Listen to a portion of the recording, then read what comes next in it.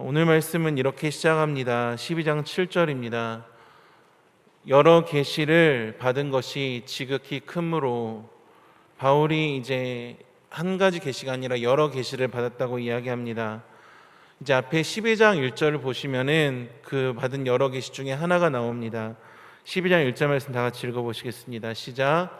무익하나마 내가 부득불 자랑하노니 주의 환상과 계시를. 이제 그 뒤로 이어지는 말씀이 이제 낙원으로 끌려간 바울 자신의 고백이 나옵니다. 이제 사람이 낙원으로 끌려가는 일이 어떻게 그렇게 흔한 일이겠습니까? 이건 보통 계시가 아닙니다. 바울처럼 이런 분들도 계시잖아요. 내가 본 천국.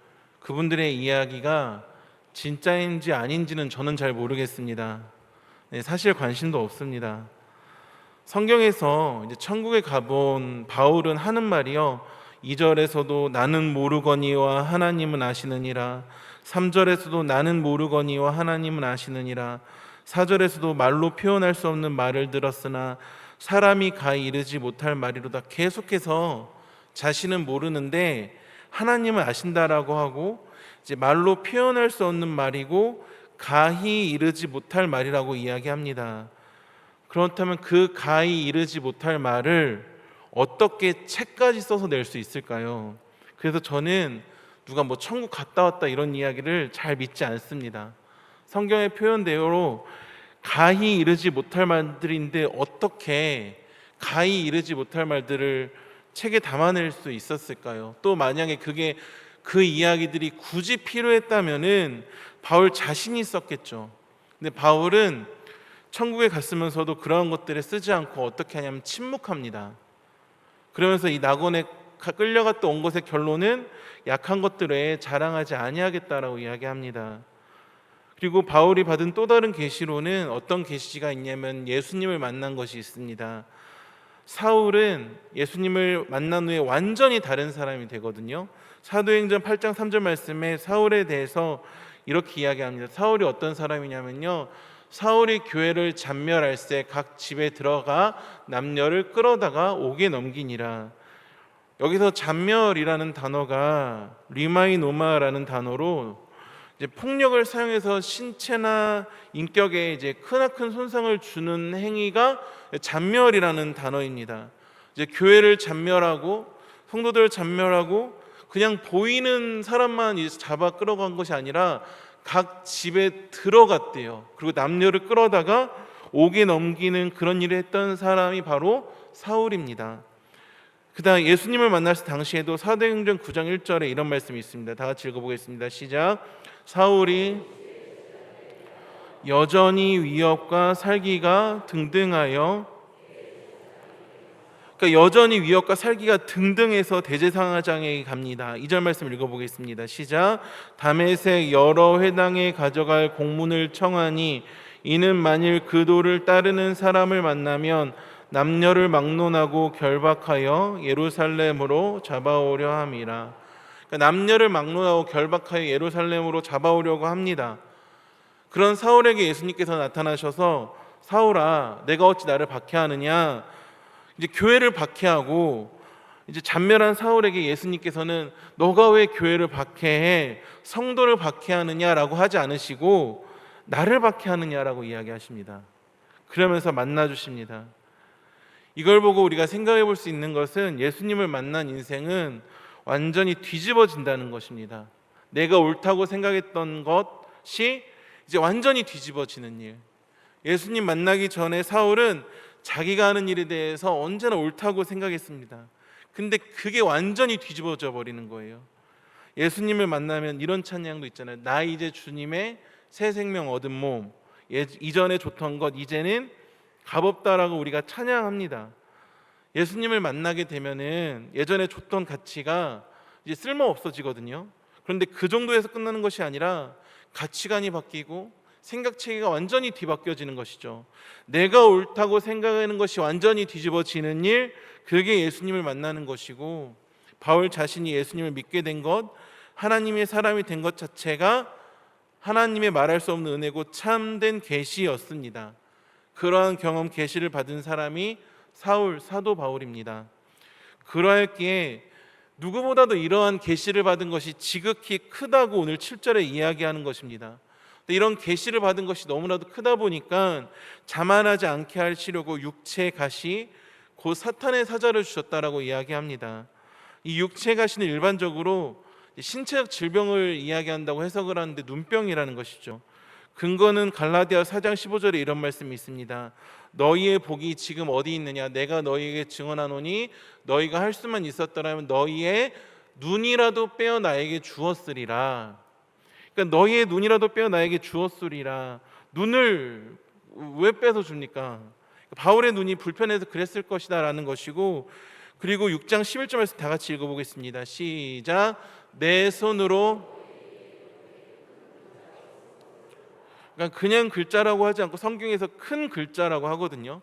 그러니까 큰 글자로 써야지 보일 정도로 바울의 눈이 불편하였다는 거예요. 그래서 루터나 칼빈도 이 견해를 지지하는데, 칼빈은 여기에 대해서 가시에 대해서 단순한 질병 이상으로 봅니다. 칼빈이 이렇게 이야기했습니다.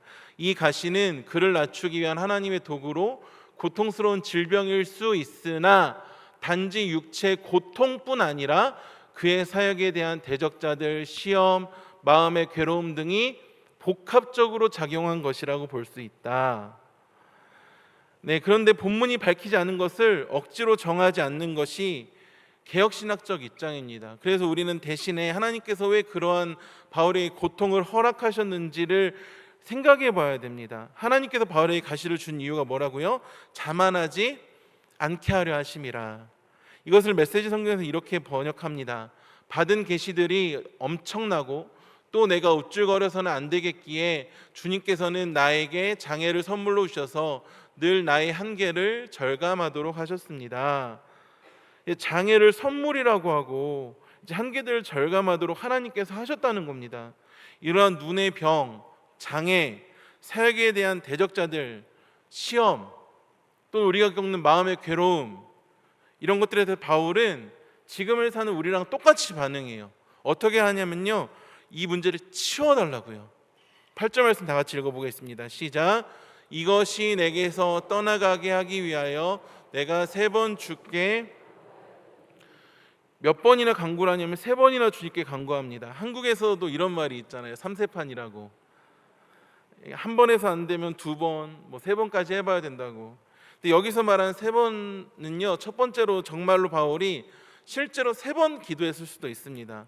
두 번째로 당시 이제 히브리적 사고에서 이제 3이라는 숫자는 이제 완전을, 충분함을 이야기하는 숫자입니다. 그래서 3번 주께 간구하였다. 이거는 바울이 주님께 충분히 간구하였다, 충분히 기도하였다라는 의미가 될 수도 있고, 세 번째는 예수님께서 겟세마네 동산에서 이제 3번의 같은 기도를 들으신 것과 이제 구조적으로 평행을 이루면서 바울이 당하는 이 가시와 고통, 고난이 단순히 바울에게서 끝나는 것이 아니라 예수 그리스도의 고난에 동참하였다라는 의미로서 이제 3번이라고 이야기했을 것이다라는 해석이 있습니다. 그러나 중요한 것은 이러한 3번을 어떻게 해석하는 것보다 그만큼 바울이 이 문제에 대해서 힘들었다는 거예요. 이 가시라는 것에 대해서요. 힘들어했고 진지하게 생각했다는 것입니다. 저번 주 목요일에 새벽 기도를 하는데 이상민 강도사님께서 요한계시록 강의를 하시면서 이렇게 말씀하셨습니다.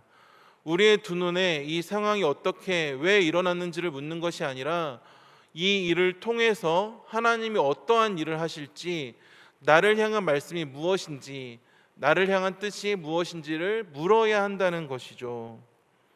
새벽에 말씀 듣고 귀한 은혜를 누렸고 기도하는 가운데 하나님께서 나를 인도하시는데 왜 이렇게까지 인도하시지? 이 일이 왜 일어났는지 보다 하나님께서 이 고통과 절망, 어려움을 통해서 이제 어떠한 일을 행하실지를 묻는 그런 기도를 하나님께 드렸습니다. 그러다가 이제 우리 성도님들을 위해서 기도하는데 너무 답답한 거예요. 성도님들의 상황, 또 기도 제목, 주신 제목들을 놓고 기도하는데 도대체 이 일을 통하여서 하나님께서 무슨 계획이 있으시길래 이렇게까지 하시는가 속이 상하더라고요. 오늘 바울의 말씀처럼 이것이 내게서 떠나가게 하기 위하여 내가 3번 주께 간구하였더니 이런 어려움과 아픔을 좀 떠날 수 있게 해달라고 충분히 간구한데도 불구하고 여전히 어려우신 분들은 어려우시고 아프신 분들은 아프시더라고요. 요즘 한우신방 아프신 분들 신방을 다니는데 저 같았으면 진작에 낙심하고 절망할 수밖에 없는 그 상황 가운데에서 그래도 주님 의지하시면서 믿음으로 사시는 모습들을 보면서 주님, 신실하신 주님께서 분명한 뜻이 있으시겠지만 그럼에도 좀 빨리 고쳐달라고, 회복시켜달라고 고백하는 그런 기도의 시간을 가졌습니다. 또 개인적으로는요, 목사님 대신방 받고 기도받고 상황이 나아졌습니다. 아픈 것이 나았습니다. 환경이 풀렸습니다. 사업이 확장되었습니다. 팔려고 내놨던 집들이 팔렸습니다. 연로하신 어머니 아버지께서 회복되셨습니다. 이러한 간증들이 개인적으로는 듣고 싶었습니다. 더 우리 성도님들이 잘 되셨으면 하는 마음에 간절히 기도, 오늘 말씀대로 3번 주께 간구하였더니 충분히 간구하였는데도 불구하고 대신방을 하고 말씀을 전해드리고 기도를 해드려도 오히려 더 상황이 안 좋아지시고 새벽에 힘들어하시고 자녀가 아프고 하는 그런 이야기, 더 좋아지지 않는 것 같아요.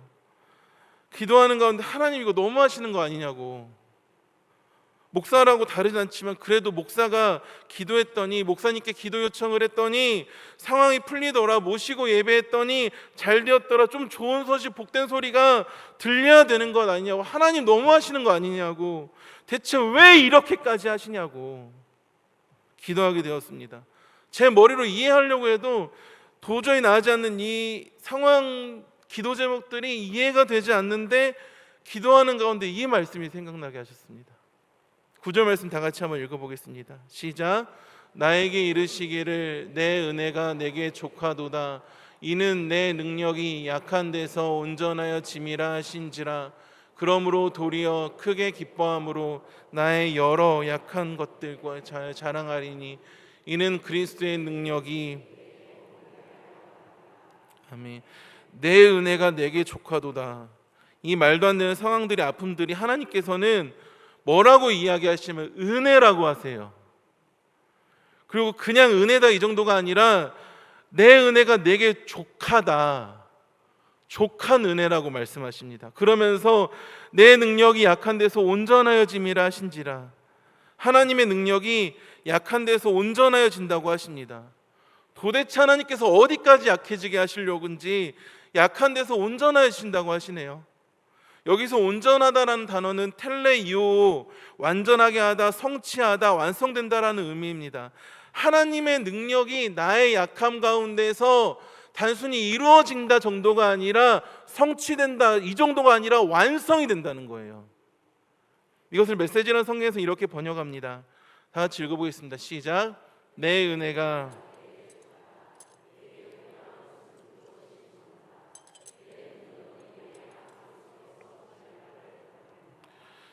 내게 필요한 것은 그것이 전부다.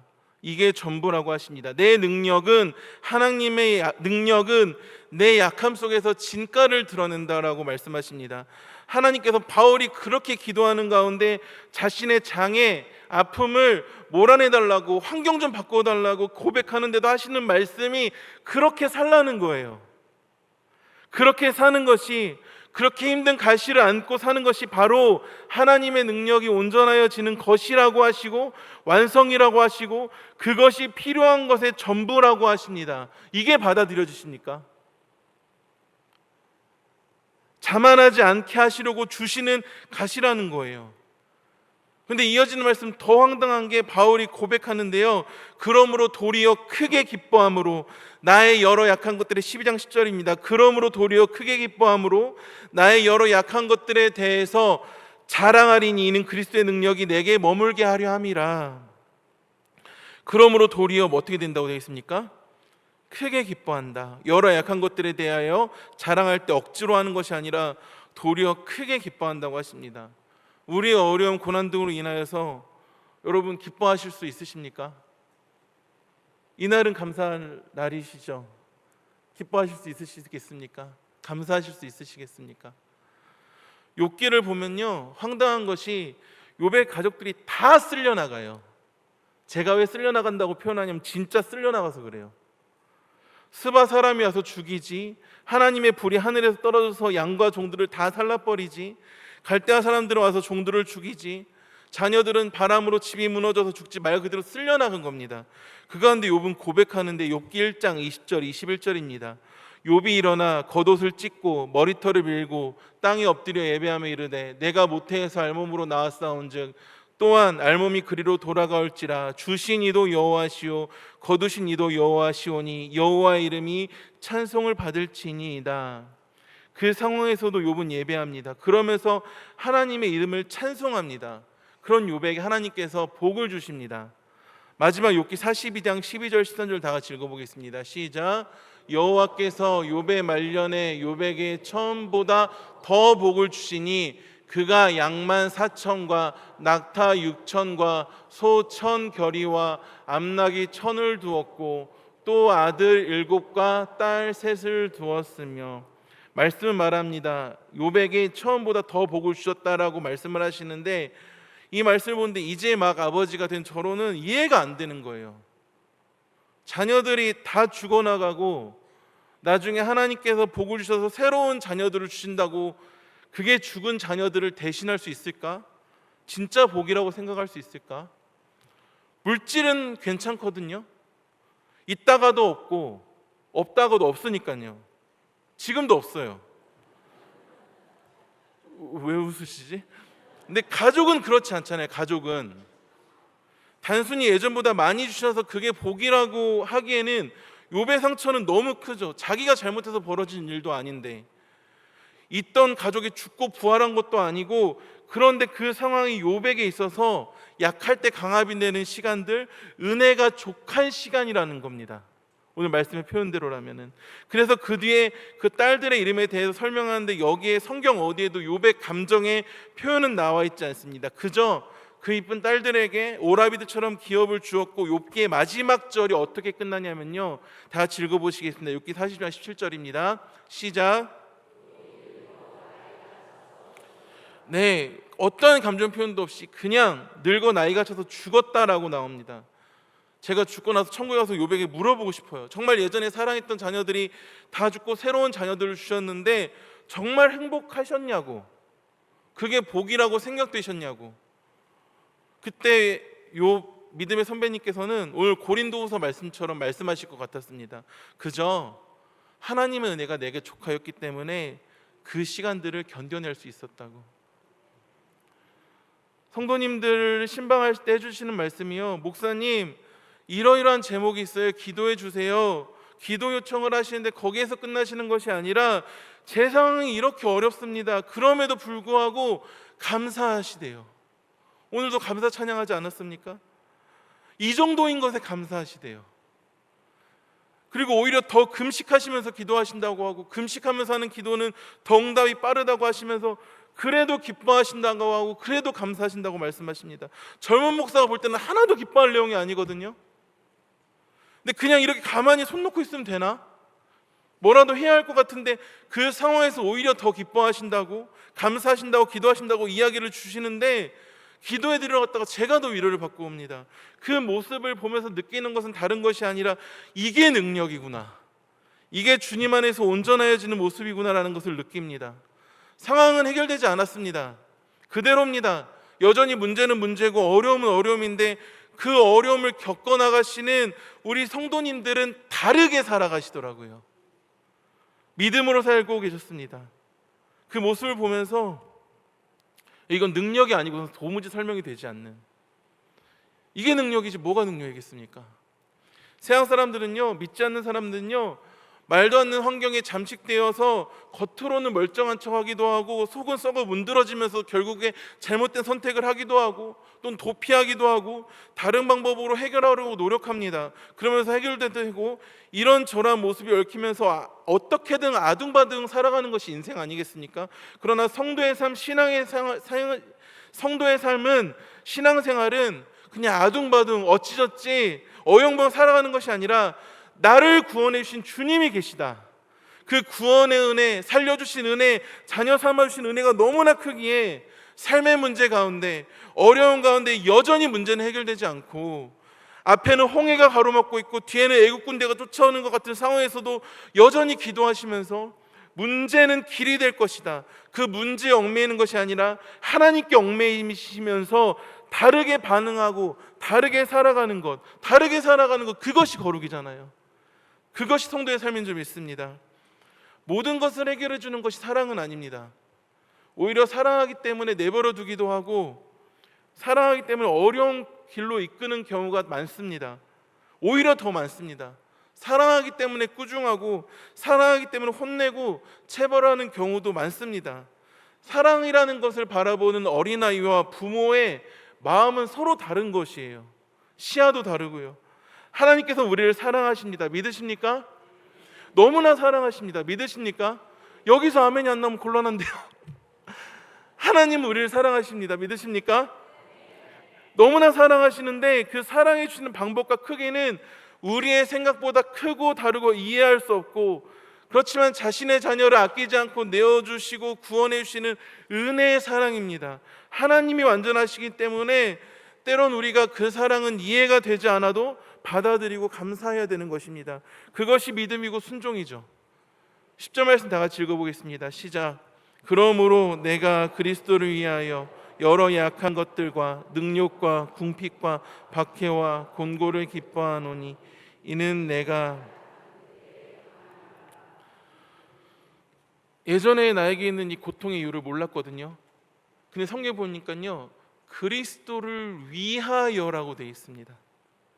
여러분에게 있는 인생의 문제들, 질고들은 그냥 우연으로 잘못으로 어쩌다가 일어난 것이 아니라 그리스도를 위하여 하나님께서 허락하신 일들이라고요. 마태복음 10장 29절에 이런 말씀이 있습니다. 참새 2마리가 한 아사리온에 팔리지 않느냐, 그러나 너희 아버지께서 허락하지 아니하시면 그 하나도 땅에 떨어지지 아니하리라. 허락하지 아니하시면, 참새조차 하나님의 허락이 없이는 떨어지지 아니하는 게 하나님의 섭리라면은 우리 인생의 이 순간들도 문제들도 고통들도 죄송합니다, 그렇지만 전할 수밖에 없어요. 하나님의 허락으로 이루어진 거라고요. 그럴 때 우리는 이야기하죠. 하나님 도대체 나에게 왜 이러시냐고, 너무하신 거 아니냐고. 오늘 말씀의 제목입니다. 주님이 내게 너무하실 때, 그때 주님께서 말씀하신다는 거예요. 내 은혜가 내게 족하다. 하나님께서 나를 살리셨고 구원해 주신 그 은혜가 모든 것을 다 뒤덮습니다. 모든 것을 역전시키시고, 그 구원받은 하나님의 자녀는 삶의 어려움과 고난 가운데 넘어지는 것이 아니라 구원받은 존재로서 그 어려움 가운데에서 한 걸음 한 걸음 주와 동행하고 하나님 나라 천국을 위하여서 뚜벅뚜벅 걸어나가는 존재라고요. 어떤 찬양의 가사처럼 내 앞에 바다가 갈라지지 않으면 주가 나로 그 위를 걷게 하실 것입니다. 우리의 결론은 분명합니다. 베드로전서 1장 9절 말씀 다 같이 읽어보겠습니다. 시작. 믿음의 결국, 네, 우리의 결론이 뭐라고요? 결국 곧 영혼의 구원을, 그러니까 세상에서 이제 드라마를 보거나 영화를 보거나 하시면은 결말을 알고 보시면 좀 긴장감도 떨어지고 좀 시시하기도 합니다. 주인공이 죽으면 어떻게 안 죽어요. 끝까지 살더라고요. 성도는 결말을 아는 존재예요. 결말로 살아가는 존재입니다. 믿음의 결국 곧 영혼의 구원을 받음이라. 그러하기 때문에 이 세상을 살아가실 때 이 믿음 가운데에서 세상의 어려움들에 대해서 믿음으로 좀 시시하게 보셨으면 좋겠습니다. 물론 그러기는 쉽지 않습니다. 왜냐하면 삶은, 현실은 단순한 드라마가 영화가 아니라 내가 살아가는, 내가 마주치는 실제이기 때문입니다. 그럴 때 우리는 그 어려움을 믿음으로 시시하게 보는 방법이 있는데, 바로 교회에서 공동체 안에서 함께하는 것이고 회복되는 것이고 은혜를 누리는 것입니다. 사람은 누구나 연약합니다. 인간은 누구나 연약합니다. 그래서 연약한 자들끼리 도우며 살라고 하나님께서 공동체를 주셨고 교회를 허락하셨습니다. 우리 제2교회 공동체 안에서 서로 도우며 믿음으로 한 발자국 한 발자국씩 뚜벅뚜벅 내 은혜가 내게 족하다, 하나님의 은혜와 그리스도의 능력을 경험하시길 소망합니다. 살아가시면서 기도하신 대로 그대로 이루어지면 좋겠죠. 그러나 하나님께서는 우리의 기도를 그대로 응답하시기보다는 하나님의 자신의 뜻 그대로 응답하십니다. 그러하기 때문에 기도하는 가운데 내가 생각한 응답은 더디게 보이지만 하나님의 응답은 완전하시고 바로 응답하십니다. 나의 응답이 아니라 하나님의 응답으로. 주님의 응답이 드물다고 느껴지시는 현실 가운데 기대를 놓아버릴 것인가, 아니면 더 기도하며 주님의 응답을 깨달아 나아갈 것인가, 후자를 선택한 우리가 되길 소망합니다. 그리고 가장 중요한 것, 이 모든 것은 합력하여 선을 이룰 것이고 주님께서 다 하신다는 거예요. 우리의 그 눈물, 고통, 아픔의 시간들을 다 아신다는 것입니다. 욥기 24장 10절 말씀, 그러나 내가 가는 길을 그가 아시나니, 내가 가는 길을 그가 아시나니, 내가 가는 길을 그가 아시나니, 나를 단련하신 후엔 내가 승훈같이 되어 나오리라. 우리의 모든 가는 길을 아시는 분이 이렇게 살라고 하시는 데는 하나님의 이유가 있습니다. 바로 우리를 순금이 되게 하시려는 것입니다. 깨끗하게 되는 것, 구원받은 우리는 금입니다. 그러나 순금이 되려면 불순물이 빠져야 됩니다. 주님께서 허락하시는 고통과 고난, 어려움의 시간이 있어야만 합니다. 내게 너무하실 때 왜 이러십니까? 너무하십니다라고 솔직하고 정직한 기도를 하나님께 드리십시오. 그리고 그 가운데 하나님의 뜻을 구하십시오. 그 모든 기도를 통하여 주님께서 우리를 빚어가시고 깨닫게 하실 것입니다. 빌립보서 1장 29절 말씀 다 같이 읽어보겠습니다. 시작. 그리스도를 위하여 너희에게 은혜를 주신 것은 다만 그를, 또한 그를 위하여. 아멘. 그리스도를 위하여, 아까 고린도서 12장 10절에도 그러므로 내가 그리스도를 위하여라고 적혀 있습니다. 같은 의미입니다. 우리에게 은혜를 주신 것은요, 그래 예수님 믿어, 이게 아니라 또한 그를 위하여 고난도 받게 하려 하심이라. 다만 그를 믿을 뿐 아니라 고난도 받고 그 가운데 내 은혜가 내게 족하도다라는 말씀이 심겨져서 입으로 고백할 수 있는 우리가 되길 소망합니다. 하나님, 정말 주님의 은혜가 내게 족하네요. 감사합니다. 이런 고백이 우리 입술에 머물기를 소망합니다. 나의 입술의 모든 말과 나의 마음의 묵상이 주께 연락되기를 원하고, 이러한 고난이 나의 고난에서 끝나는 것이 아니라 백분지 일, 천분지 일이라도 그리스도의 고난에 참여하는 시간들로 채워지길 소망합니다. 베드로전서 4장 12절 13절입니다. 사랑하는 자들아, 너희를 연단하려고 오는 불시험을 이상한 일 당하는 것 같이 이상히 여기지 말고 오히려 너희가 그리스도의 고난에 참여하는 것으로 즐거워하라. 이는 그의 영광을 나타내실 때 너희로 즐거워하고 기뻐하게 하려 함이라. 그리스도의 고난에 참여하는 것으로 즐거워하라. 말씀을 정리하도록 하겠습니다. 내가 약한 그때 곧 하나님의 강함이 이루어질 줄 믿습니다. 이제 찬양 한 곡을 할 건데요, 혼자 걷지 않을 거예요 라는 찬양입니다. 가사가 이렇습니다. 그대 폭풍 속을 걷고 있을 때, 비바람을 마주해야 할 때, 불빛조차 보이지 않아도 그대 혼자 걷지 않을 거예요. 두려움 앞에서 하늘을 보아요. 외로운 그대여 걱정 마요. 꿈꾸는 그 길을 또 걷고 걸어요. 그대 혼자 걷지 않을 거예요. 가사의 고백처럼 혹시 지금 폭풍 속을 걷고 계시진 않으십니까? 비바람을 마주하고 계시진 않으십니까? 불빛조차 보이지 않은 상황 가운데 계십니까? 그렇지만 결코 혼자 걷지 않으십니다. 왜냐하면 동행하시는 주님께서 함께 하시기 때문입니다. 마태복음 28장 20절 말씀 다 같이 읽어보시겠습니다. 시작.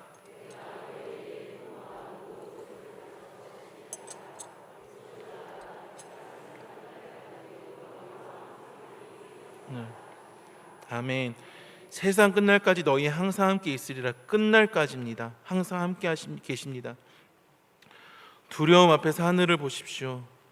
한 걸음 한 걸음 주 예수님과 함께 걸어가며 주님이 내게 너무하실 때, 너무하신 그 시간 가운데 하나님의 은혜의 시간이 되길 축복합니다. 그래야 해서 주님, 모든 것이 주님의 은혜였네요. 감사합니다. 고백할 수 있는 우리가 되길 소망합니다.